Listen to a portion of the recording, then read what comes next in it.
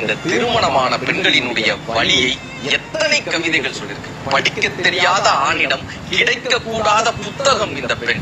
நீ படிக்க மறந்த புத்தகம் அல்ல பெண், நீ படித்தும் புரியாத பக்கங்கள் இந்த பெண். வாசிக்க தெரியாத ஆணிடம் வீணையாக சென்று விறகாக மாறி வருகிறாளே இந்த பெண். ஜெகன்மோகினி படத்தில் ஒரு பெண் பேய் காலை வைத்து சமைக்கிறது. பெண் பேயாக இருந்தாலும் சமைக்கத்தான் வேண்டுமா? அரண்மனையில் அந்தப்புறம், அடர்வனத்தில் லட்சுமண கோடு, லங்காபுரியில் அசோகவனம், எங்கிருந்தால் என்ன, சிறைதானே இந்த சீதைகளுக்கு.